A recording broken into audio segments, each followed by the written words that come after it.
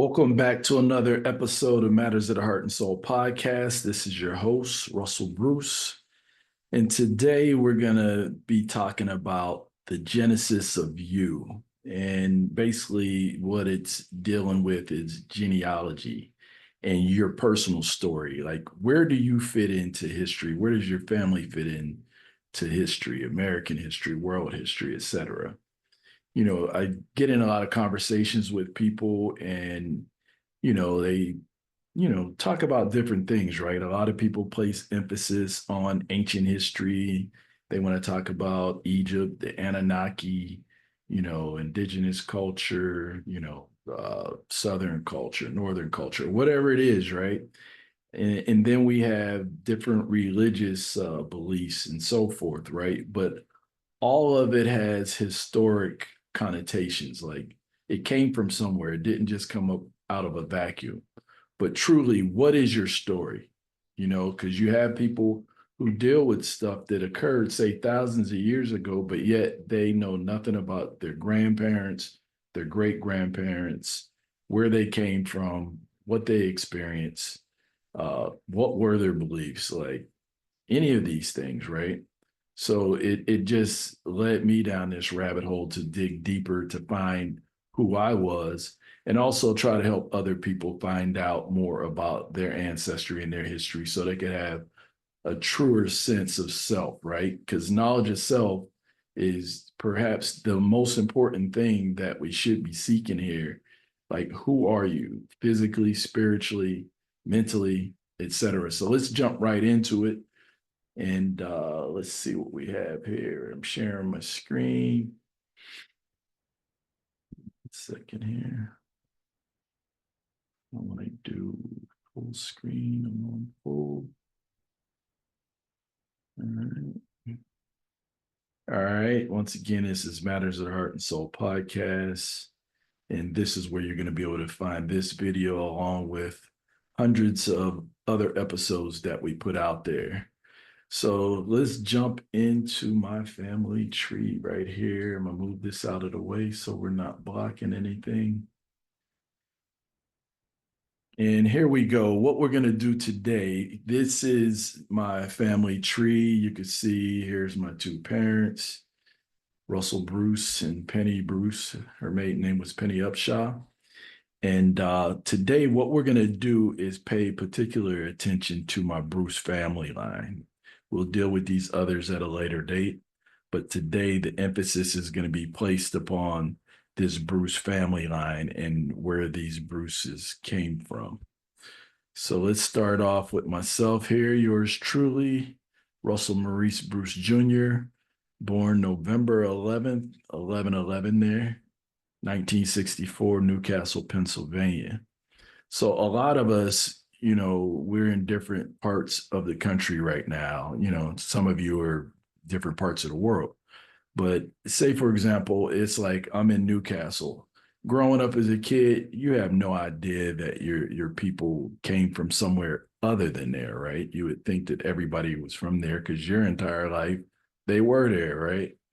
But, as time goes on, you hear stories from relatives that they came from somewhere else, right? So here's my dad, Russell Maurice Bruce Sr. He was born in Cleveland, Ohio, and lived in Newcastle for a great deal of time as well, but ultimately was living and died while living in Cleveland, Ohio in 2003. Here's my grandpa, George Bruce. He was born in Pennsylvania and lived most of his life in Cleveland and then the latter part in Springfield, Ohio. I recall going down there to visit him and spent a week or two down there with him when I was probably about eighth grade down in Springfield. And most of my Bruce family, we're all tied to this guy right here, my great grandfather, Franklin Lewis Bruce. And this is where our story really kind of takes off, like in the Waynesburg, Little Washington, Pennsylvania area. And Franklin, had, let's see if we could show this here. And we're going to come back to him later. He was married multiple times, and as you can see, they did a good job of multiplying. They had big families, and most of our Bruce relatives that live in the Pennsylvania area, Ohio, and even some here in the Atlanta, Georgia area. This is our connection, Franklin Lewis Bruce and beyond. And let's jump back into this here. And from there, we're going to go to Andrew Jackson Bruce. Some of you may have seen me recently post Andrew Jackson Bruce. He fought in the Civil War in 1865. And we're going to come back to him and dig in a little bit deeper on him because his story is pretty unique. And also he's on the thumbnail with myself. And you can see where I get my good looks from. But Andrew Jackson Bruce. So his father was Solomon Bruce, who was born 1809 in Hardy, Virginia. So today Hardy is in West Virginia. So a lot of times you're going to hear like Williamsport, so forth in here. All of that was geographically located, say like 10, 15 minutes away. And this was Hardy County, Virginia, where he was born. That later, around the time of the Civil War, when they split, part of it became West Virginia.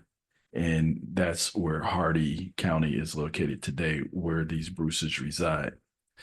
So this brings us to Joseph and Sarah Bruce. Joseph was born in 1760 or right around that time. We don't know the exact date. And he was in Hardy County, West Virginia. And his wife was Sarah. It has about 1776. We're not sure exactly when she was born, but I'm thinking it was closer to 1765. It would make sense because she actually had a child that was born in 1783. And I'm sure she wasn't having children that early.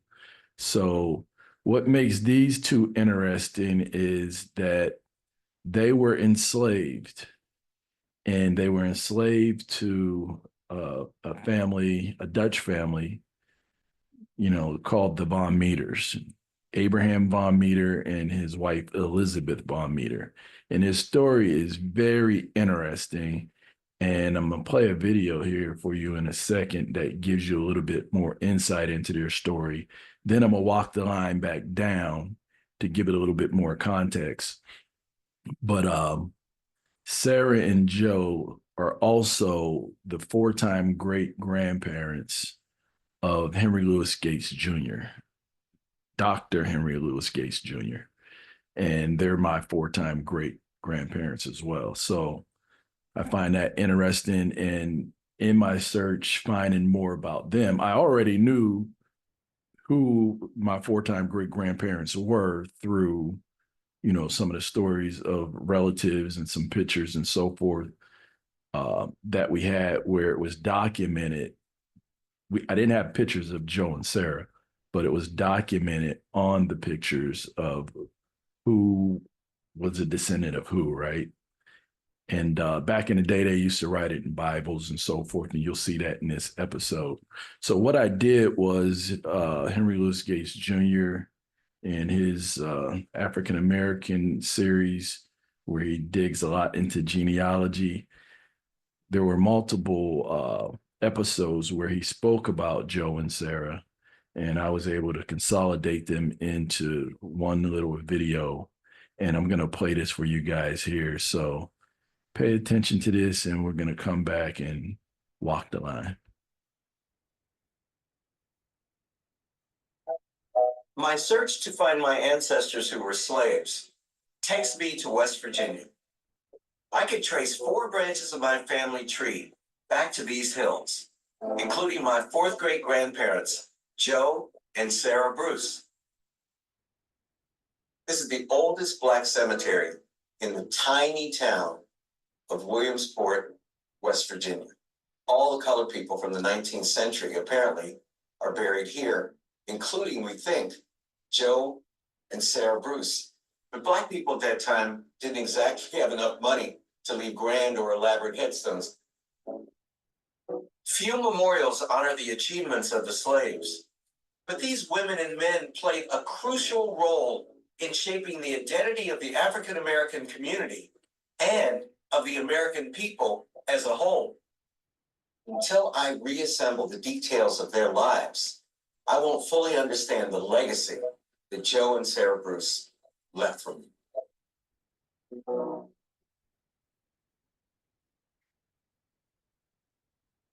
But this is an extraordinarily difficult process. Slavery intentionally cut us off from our past. For almost 2.5 centuries, this peculiar institution attempted to reduce our ancestors to objects of property. It exploited their lives for profit and did all it could to strip them of their identity. Today, however, the Renaissance in Black genealogy has yielded new tools that we could use to resurrect these long-lost ancestors. I was extremely eager to investigate my own ancestors' experience as free Negroes in Virginia. A white man named Abraham Van Meter owned my fourth great-grandparents, Joe and Sarah Bruce, as well as their children. Van Meter died in 1823, but in his will, he declared that my ancestors would be emancipated upon his death. Free people of color were viewed by whites with considerable suspicion because they didn't know whether or not they had aspirations. They violated the tenets of white supremacy. So they rarely, if ever, have full rights of citizenship. And they're essentially being squeezed out of society. Like many states, Virginia does not allow emancipated slaves to remain within their borders. The Bruces have to petition to get that permission. The General Assembly granted the Bruces permission to remain in the state, but only as long as Elizabeth Van Meter, Abraham's widow, was alive.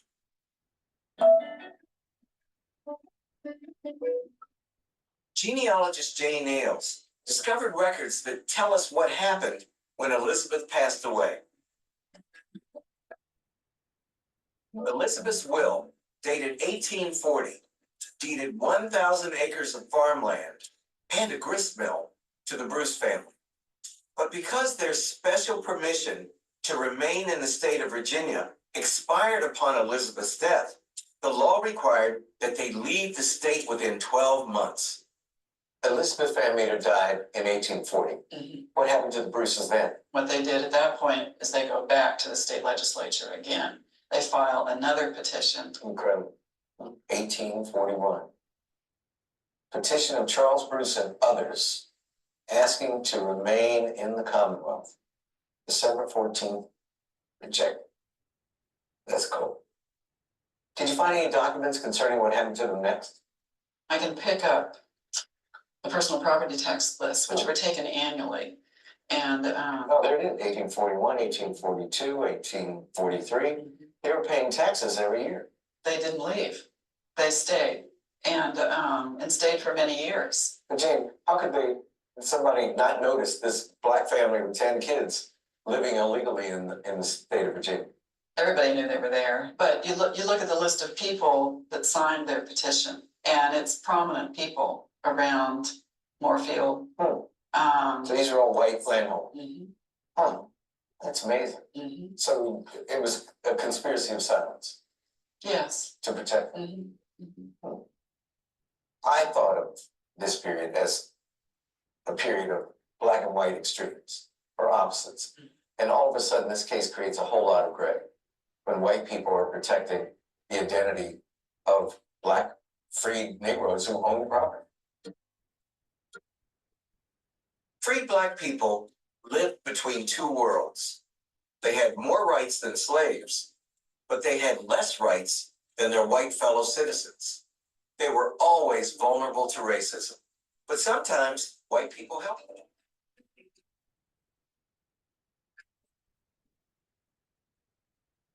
I went back to Williamsport, West Virginia, to investigate a rumor about a supposed sexual relationship involving my fourth great grandparents, Joe and Sarah Bruce. Jane Ailes had discovered that Abraham Van Meter had freed Joe and Sarah in his will. But my cousin, Kim Rolls, wanted to show me evidence that she claimed cast great suspicion on the relationship among Joe, Sarah, and their owner, Abraham Van Meter. This is a Bible that came from up in the hollow. This is just a great treasure.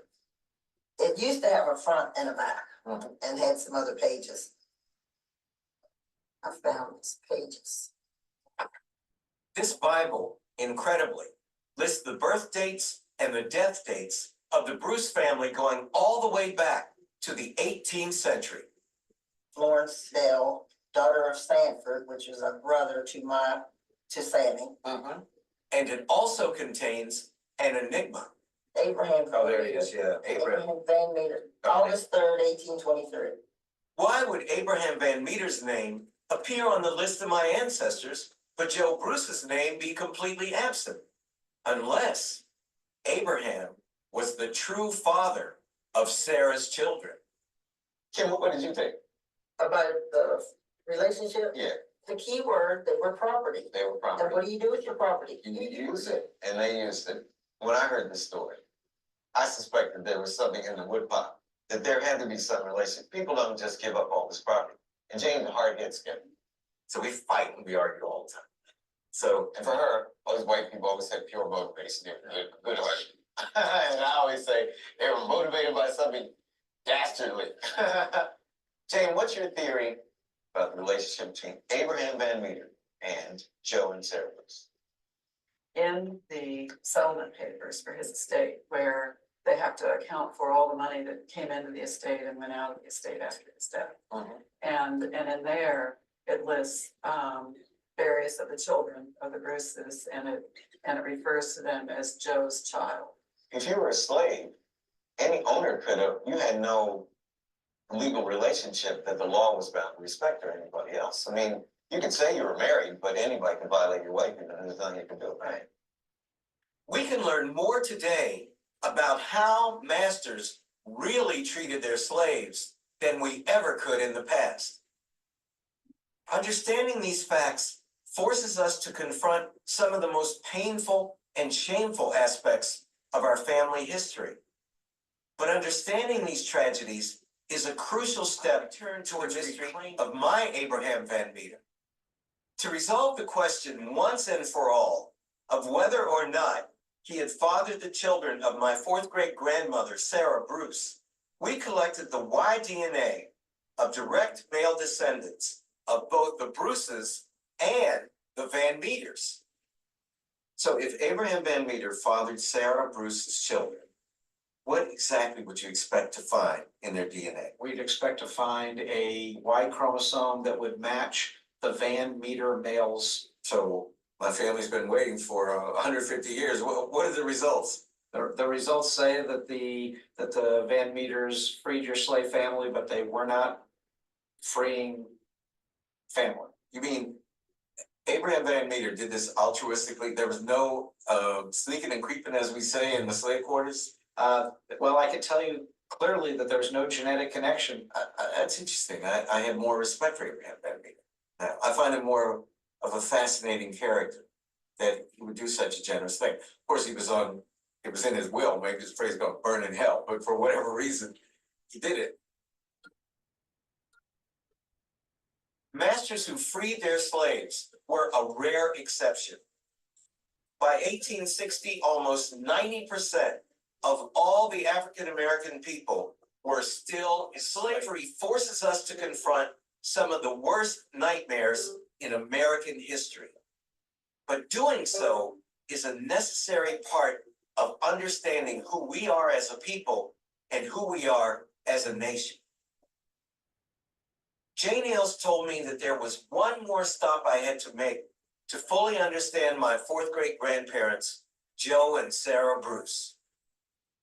Hey. What a beautiful day. So nice to see you. Now, why have you dragged me here? we're here because this land was once owned by Abraham Van Meter, the man who freed your Bruce family. So this was his property? This was his land. So you mean the Bruces lived here? Yes. Abraham inherited from his father in 1788. His father had two different parcels here that were adjoining. One was about 400 acres and the other was close to 200 acres. It's 1,000 acres that we could see. Mhm. Just incredible. You know what's the irony to me is it's so close to where I grew up, I didn't even know it was here. So do we know where the Bruces, their slaves might have lived? Well, probably somewhere here near the house. In so many ways, Joe and Sarah's story was quite exceptional. A free Negro couple who owned a large farm in the hills of Western Virginia. But they began their lives as slaves, slaves who had the strength to survive. As free people, they had the courage to fight for their family and their land. They were African Americans who helped to lay the foundation for all that our people have become today. I can't tell you what a great gift you've given to me. I've always wanted to be able to walk the land that my slave ancestors walked and worked. And I've been able to walk the land that my ex-slave ancestors actually owned. Good stuff. So once again, that's the story of Joe and Sarah Bruce. And as you can see in there, Dr. Gates is a descendant of their son Charles. So they had 10 children. I'm a descendant of their son Solomon. And you could see Charles was the eldest son who was born in 1786. And Solomon was born in 1805. And once again, we both share. I've never met Dr. Gates, by the way, but we do share that same ancestry, and I do appreciate the fact that he does, from time to time, speak about his. He speaks about his Gates ancestors, but he also speaks about his Bruce and Redmond lines as well, because the Bruces and the Redmonds, those families intermarried a lot. I'm not sure if I'm going to get into a lot of it here, but you'll probably see that name pop up several times. There were some other families as well, because there's a family cemetery that they're all buried in. There's like 5 families or so that all of them were kind of buried together in that cemetery that he was actually walking in. So here is some more information about Joe and Sarah. I'm not sure who put Dr. Joe there. Unless he was a doctor. I don't know anything about that, but that's the only place I've ever seen it is on this wiki page. And, here it talks about Joe was a slave owned by Abraham Von Meter in Hardy County, Virginia. He, along with his wife and some of his children, were emancipated when Abraham died in 1823. So it talks about what they actually did. He let several of the children go along with Joe and Sarah and left the others to stay with his wife until she died. And, we hear a lot about indentured servitude and slavery during this time period in Virginia. And when you hear the story, it doesn't sound like the story of hardship that we think of when we think of slavery, and we've seen the movie Roots. And I think there's a little bit more to this story, and you can see they were trying to get to the bottom of it. Did Abraham Von Meter father some of Sarah's children, or, were they indeed Joe's children? So on that episode, you've seen, I guess, I'm not sure if he was only speaking about Skip Gates, about his connection to Abraham Von Meter, or everybody's, because I've met several relatives, in my sojourn, searching for, all the details of my ancestry, and they did their DNA, and they do connect to the Von Meter family. So I do have a direct line all the way up to Joe. So my Y DNA would not have changed all the way through all these Bruce men here. And as you can see, I look like this guy here. So we're definitely on the right line. And if I were to test mine, would it connect me to Joe or would it connect me to Abraham? Not sure. Maybe we'll check into that one day. But back to this right here. I found this interesting here, right? So in Abraham's will, and I have a copy of it, I'm not going to read the whole thing on here, but this statement was in his will. He says, considering the great hardships of slavery to which an unfortunate class of beings among us is doomed, and wishing as much as, in consideration of their faithful servitude toward me, in my power lies that, and I'm not going to even screw that one up, ameliorate. I think I got it. Their condition, to ameliorate their condition, it is my will and desire that all my Negro slaves be at my decease completely emancipated, agreeable to the existing laws of the Commonwealth of Virginia, that is. This despite the fact that he bequeaths 4 of his slaves to his wife Elizabeth in his will, in this same will. So here's the inventory of his slaves. And he did have others outside of the Bruce family. So I guess they only put Sarah and Joe's children on here. The inventory of Abraham von Meter's estate lists the value of Joe Bruce and his family.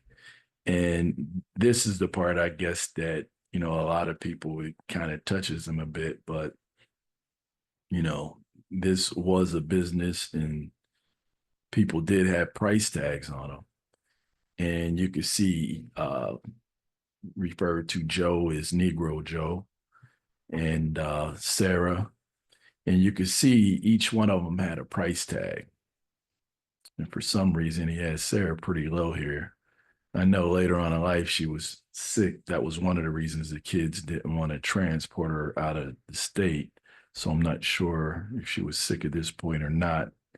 But both Joe wasn't showing that much either.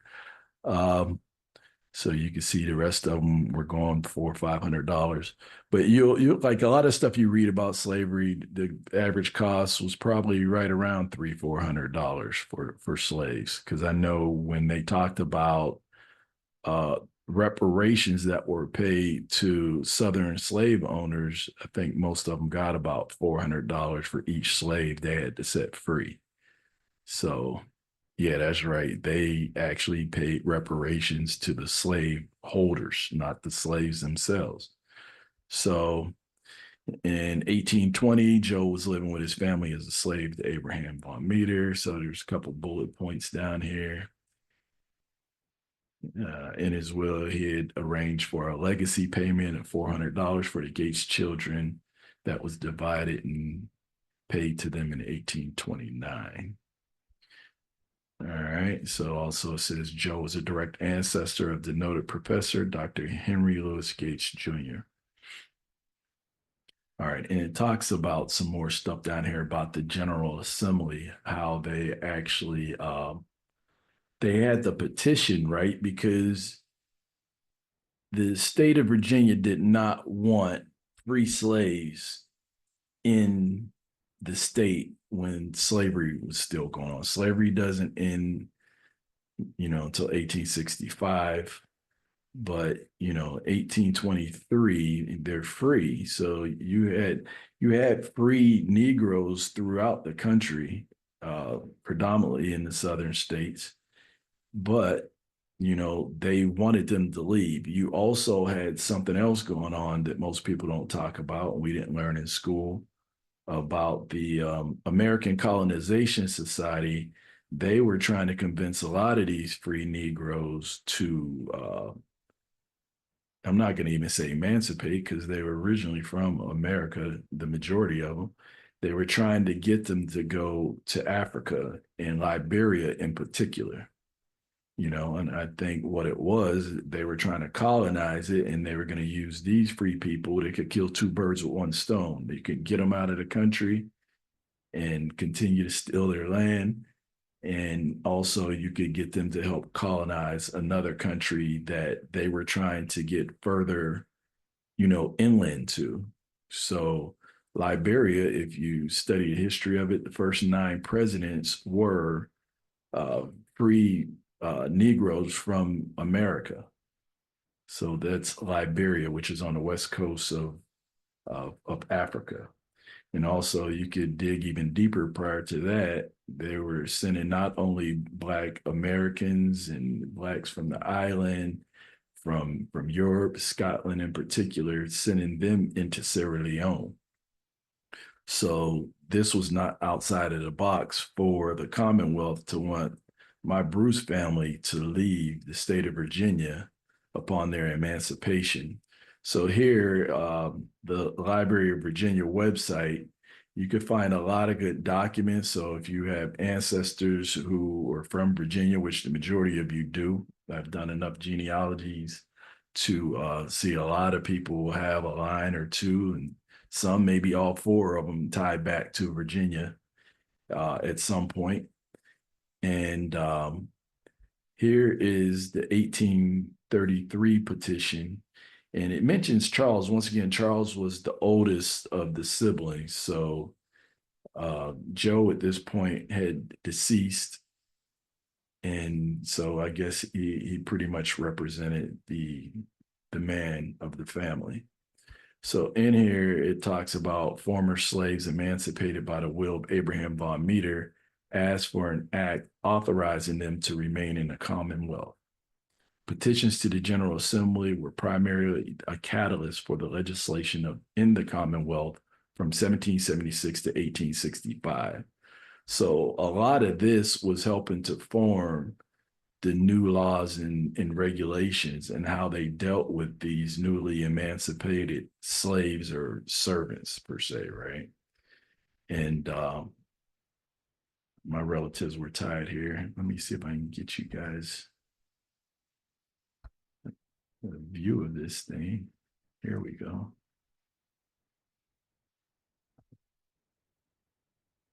So this is the actual document.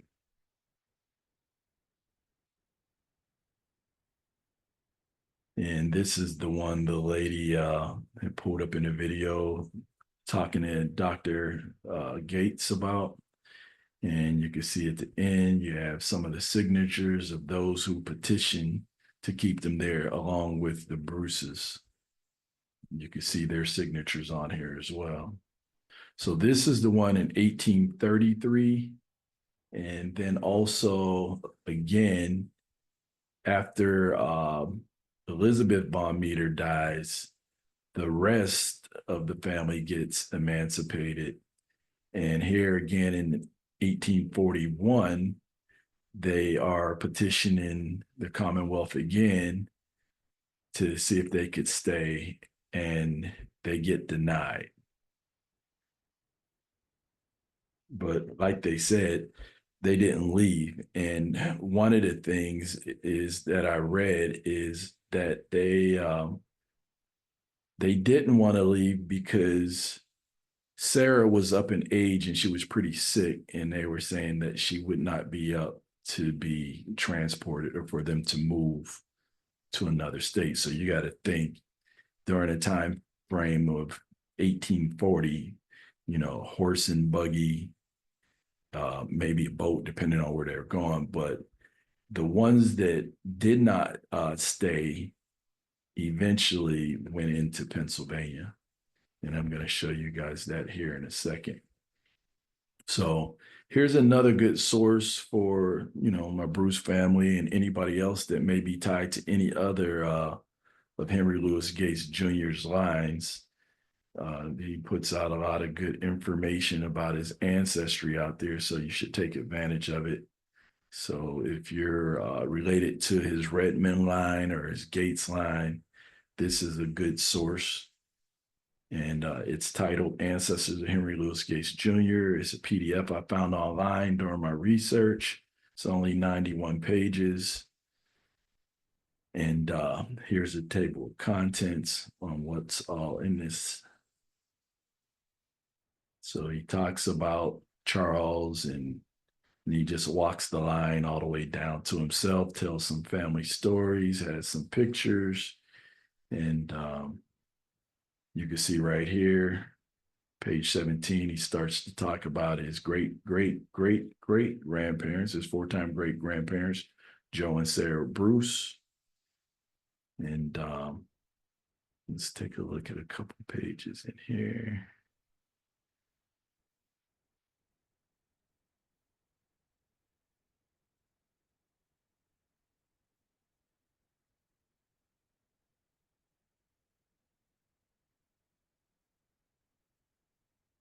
All right. So he talks about Joe and Sarah right here. Joe died probably in Hardy County about 1828 or 1829. And the reason why they say that, because when the 1830 census rolls around, he can't be found. So, and here, this is pretty interesting. Through a patrilineal descendant, Joe's Y chromosome haplogroup has been identified as E1B1A, common in West Africa, but it's also common in America. So sometimes we got to dodge the hijack. They keep wanting us to look elsewhere for our origin. And a lot of times we tie it right here to the Americas. And, you know, there is a connection with Africa. We can go on that on other podcasts. I have a couple other podcasts out there. But at this time in Virginia, there were tons of people from Scotland and England who had been coming into that region from the 1700s. You know, some of them were migrating into the area to find a better way due to religious strife and so forth and poverty that was going on in Europe. Then also, you know, there's great documentation on, you know, the Jacobite rebellion, and their ship manifest, you know, describing who was on the ship, giving their names, where they came from in Scotland and so forth. A lot of those people came to the Carolinas, Virginia, Barbados, Jamaica, well documented, and they weren't all white. There are a lot of Black people who, when you do your genealogy, you're going to tie it to those people. So it's not out of the question that Joe and or Sarah could be actually Irish or Scottish descent. So, and, you know, through migration of people from Africa to Europe, you know, that could be where that comes from. So a lot of these Europeans could also have had African roots, especially the melanated ones. And then once again, like I said, a lot of them went into the Caribbean.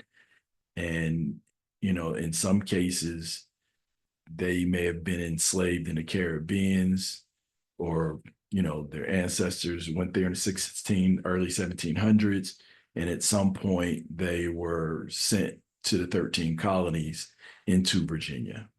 So there's many different ways to come up with, you know, the West African connection. And it's not out of the box that even say in the 11, 12, 1300s, that, you know, people weren't going back and forth trading, because there was a lot of trade that was going on, because, you know, the cotton, tobacco, especially in Virginia, you know, you'll see like all throughout Europe, you know, you have the tobacco Indians, and it's always a picture of a Black person. Matter of fact, let's pull one of those up real quick.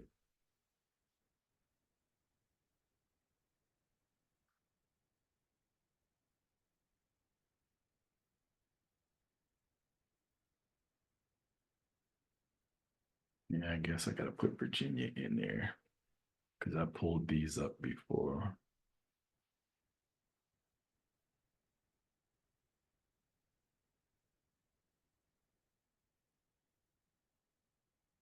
Yeah, there's a lot of good pictures out there. Here's one, but this isn't the best. But when you start to dig through here, they knew exactly who they were trading with. So you'll see a lot of times they were very heavily melanated people that they were trading, whatever they had for the tobacco. So, you know, the Europeans came here and they wanted the minerals and they wanted the tobacco, the cotton, all the things that they were finding here that, our ancestors were trading with the other islands and with the rest of the world. They wanted these ports, they wanted the goods. And that's never changed. You still see countries today, going to war, trying to take over the natural resources and ports and ultimately the people. All right, so let's get back to this. And once again, that was Joe and Sarah Bruce. They had 10 children, and I'm a descendant of their son Solomon. Henry Louis Gates Jr. is a descendant of Solomon's brother Charles. And let's give you a little information on him because he was the pioneer who eventually leaves Virginia and goes into Pennsylvania. So he shows up in a lot of the censuses here. And you can see right here, 1850, it still shows him in Hardy. So in between 1850 in 1860, he ends up in Greene County, Pennsylvania. And that's pretty much where they kind of put a stake in the ground and build. So let's find, I have some good articles here. So there have been a lot of books written that my ancestors show up in. So here's one right here. This book's entitled The Early African American Life in Waynesburg, Greene County, Pennsylvania. And it's written by Marlene Garrett Branson and William Allen Davidson. So I was speaking to one of my relatives, one of my eldest relatives, actually, she's in her 90s. And she kept telling me, you need to reach out to this Marlene Garrett Branson because she came and interviewed her to get information on the Bruce family, being that she was one of the elders. And she still had a lot of documentation and knowledge of it because she was actually a baby. She wasn't even a year old when she showed up. I think it was like 1929 at the family reunion that they had in Waynesburg. Her mom and dad took her to the family reunion. And of course, she doesn't remember it, but the minutes and so forth were passed down to her. So she had a lot of great information that she eventually passed over to me. So I have a lot. That's where I was able to get the picture and the article of Andrew Bruce, the one who actually fought in the Civil War, right? So in this particular book here, there's some good information. Let's see here. So once again, I'm talking about Solomon right here, Solomon Bruce. Let me zoom in on this. All right. So this is talking about the Bruce family of Greene County, Waynesburg, Pennsylvania. The first generation of the Bruce family to settle in Greene County, Pennsylvania begins with Solomon Bruce, who was born in 1805 in Virginia. He married Eleanor Ellen or Nellie Lett, and that is very important. I'm going to show you guys in a second why she's a very important person in taking this whole history a little further, right? All right. And they moved the family from Hardy County, Virginia, now West Virginia, into Greene County around 1850, where he's reported to have owned a grist mill and 600 acres of land. So when the Von Meters had passed away, when Elizabeth the White passed away in her will, she was divvying up the 1,000 acres of land.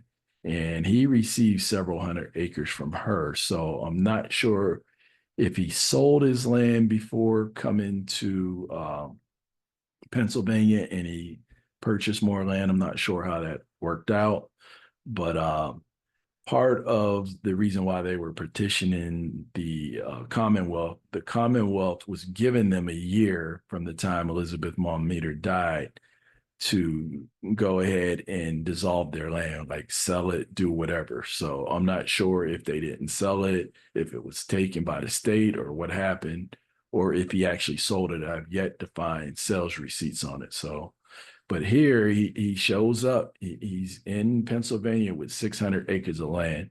So the Von Meters gave them a good stimulus package. So they walked away with a lot. And it's when you look at slavery, once again, all cases weren't the same, because if it was a situation where they were being beaten and whipped and held against their will and all this, at the end, why would you give them 1,000 acres of land, cattle? They had everything. They had businesses, they had grist mills, they had it all. Solomon Bruce and his wife Nellie had the following children: Sarah Catherine, and this name is to this day, I still have cousins who have this same name, Sarah Catherine. It didn't, Sarah and Joe, it didn't say what Sarah's middle name, but chances are it was Catherine, because each generation has at least one, if not two, Sarah Catherines. Andrew Jackson, and that's who I'm a descendant of. So Solomon had two sons by the name Andrew, by the way. He was married twice, or he had them with two different women. But Andrew Jackson Bruce is who I'm a descendant of. Susanna, Rebecca, Charles, George, Andrew, Andy Harrison. So both of them use Andy as a nickname, which is a common nickname for somebody named Andrew. And Mary L. Okay. But anyway, this is an article where it just talks about them going there, and it talks about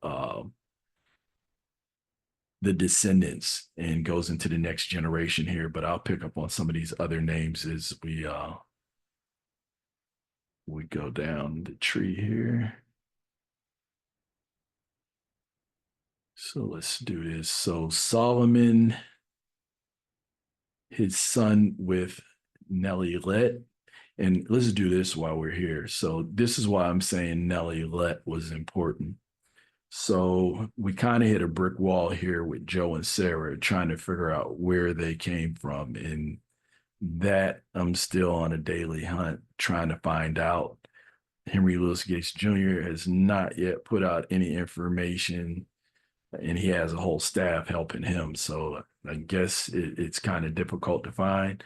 But this is what I find extremely interesting, is that Nellie Let had Andrew and another daughter with Solomon during a time where he was one of the 4 or 5 children that was still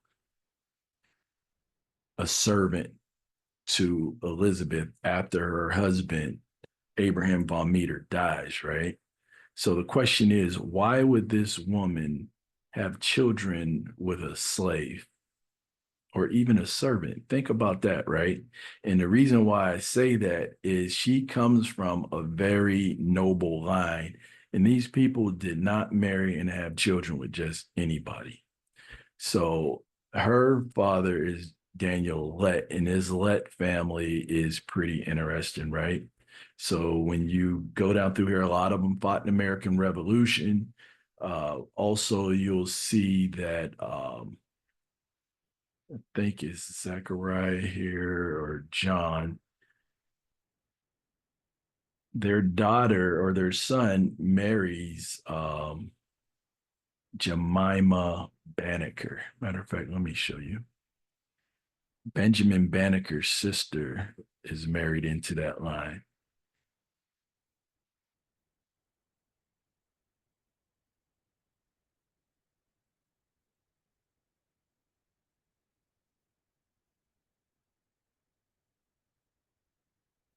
Yeah. It's probably going to take more time than what I wanted to take. So that's Andrew's mother.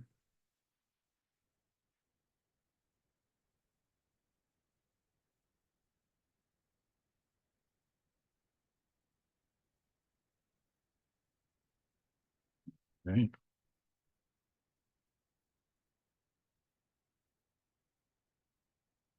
So I think it's on this slide. Let's see. Yeah, let's put the cheat code in here.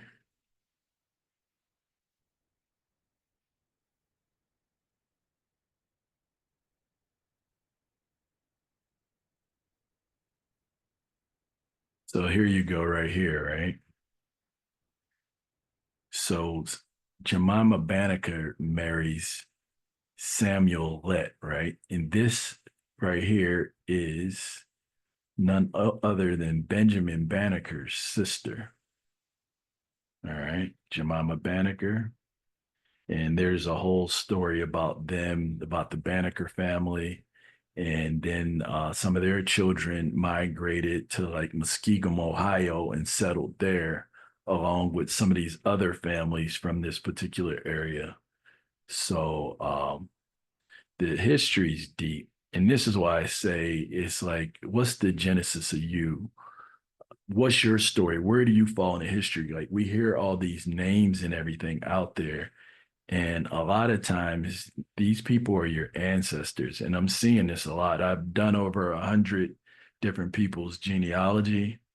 And some of them I just practice on just to get better, to see commonalities, to see to see the trends and to study, what actually happened, right? And the stories that were told in school a lot of times doesn't line up. So, and that was my mission, and I pretty much found that to be true. So let's continue here. Solomon's son is Andrew Bruce, and this is the guy that's on the thumbnail. This is my two-time great grandfather who was born in 1830. Hardy County, Virginia, died 1893 in Waynesburg, fought in the Civil War, and just sounded like an all-around great guy. And you listen to I guess you'll listen when I read his obituary here. Let me find his obituary because I thought this was pretty interesting.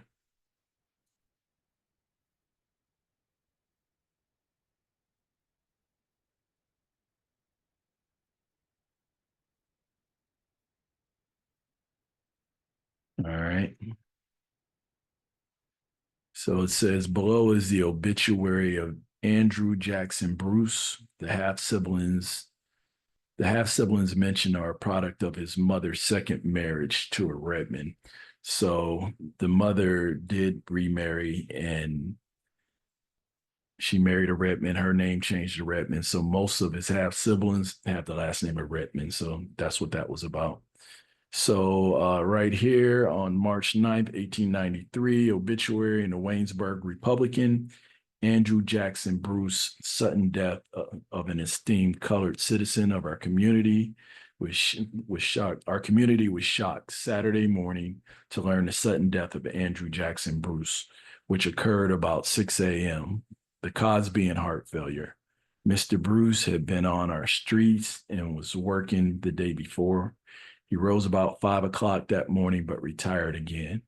Near 6 a.m., his wife noticed him breathing hard. In a few minutes, he expired. He had been in poor health for years, suffering from heart trouble. He was born in 1830 in Williamsport, Virginia, and was brought here over 50 years ago. He was well and favorably known, having the respect of everyone. He was a hardworking, upright, honest citizen. During the war, he entered and was enlisted into Company D, 6th Regiment of U.S. Colored Infantry. He was a good soldier. He had been a member of the AME Church for 26 years and had faithfully filled every office of the church, excepting as pastor at different times in that period. He was a member of the GAR and Masonic Order. He had been married twice. His second surviving wife, his second wife surviving. He leaves a family of 9 children, and they list them down here. And the one of importance to me right now for this podcast is going to be my great grandfather, Frank Bruce, right here, who at the time was living in Washington, Pennsylvania. So you guys can see this is just the tip of the iceberg. There's tons of information when I click on each one of these people on the tree because I've been working on it diligently over the past few years. And, everybody has a story. Each one of these individuals have a story. So it's like I'm trying to just comb through this Bruce line. You can see why I couldn't do the whole tree, but so Andrew Jackson Bruce, once again, here, there's one more thing I wanted to show you guys.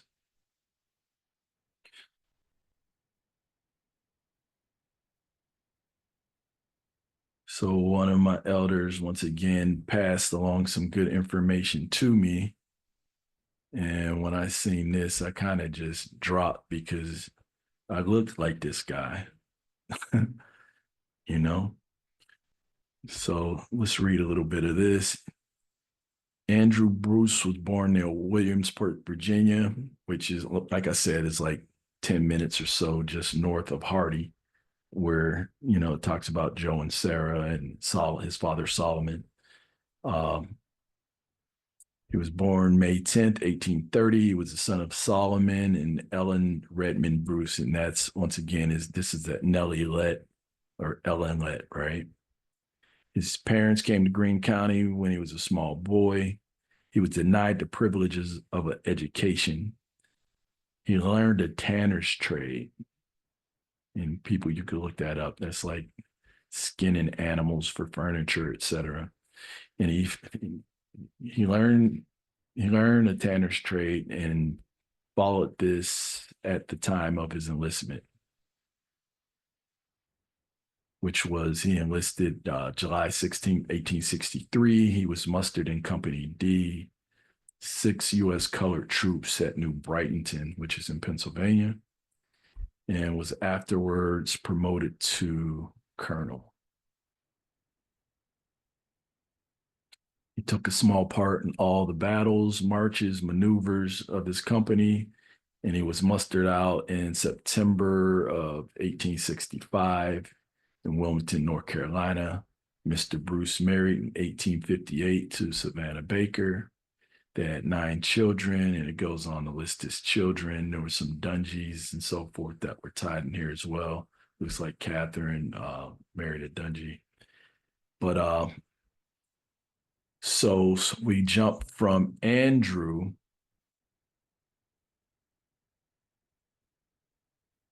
to my great grandfather, Franklin Lewis Bruce, right? Excuse me, I didn't mean to do that. He was born 1868 in Waynesburg, Pennsylvania, and he passed away in 1922. One of the things I like to do too is I kind of look and see, like in their adulthood, like what kind of occupations a lot of these men were actually doing. So it shows here on this census. Let's see what year this is again, 1920 census. And at the time, he was 52 years old. So he's a little up in age at this point, but he was a drayer. He was in the drain. So a lot of these Bruces were good working with their hands, brick masons, etc. And from what I hear, talking to relatives, a lot of them had a big hand in a lot of the buildings in Pittsburgh, a lot of the buildings downtown. They had a lot of, they put in a lot of work. So from Franklin, we go to my grandfather, George Bruce. George was born 1917, and he died once again 1983. Kind of talked a little bit about him. And here's my father. And here's yours truly.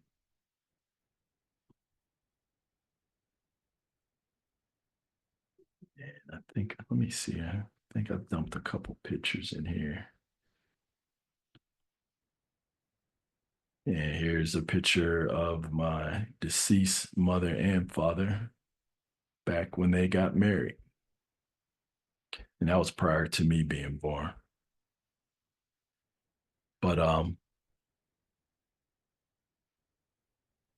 so that's going to be pretty much it. I just wanted to run through that real quick. I could spend more time going in detail, but just wanted to show you guys that it is important for you to have a stronger knowledge of self, knowing who you are, where your people came from, like what's the genesis of you. Let's take the guesswork out of it, because a lot of times we're being told stories for a reason, and then there's a lot of times where information is being omitted, right? It's a crime of omission for commission. There are people who are benefiting from you not knowing. Like, you could be an heir to large plots of land that are out there, and without knowing, like, take a look at, you can Google this, Bruce Beach in California, or Manhattan Beach, California. You should be able to find it, Bruce Beach. What was going on in the South and even out West, a lot of these people were being run off their land. The land was being stolen, and people now are coming back to claim it.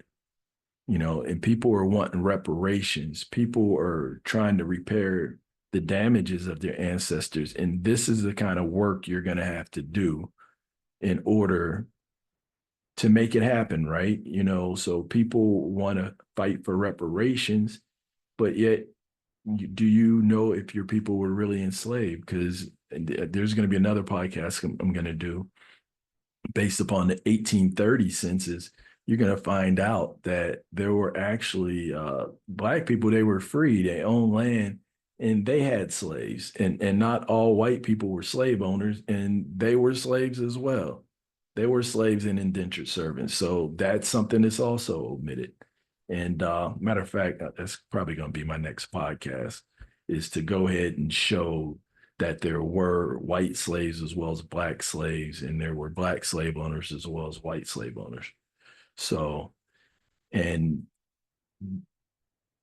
I think that's the root of a lot of racism. Like, what happened in the South? Like, what was the Confederacy? What was the origins of it? Like, all that kind of stuff. We've been sold a bill of goods. So dig into your history. What's the history of you? Where do you fit into the story? Where does your family fit into the story? So if you could look here, Joe was born 1760 in Virginia.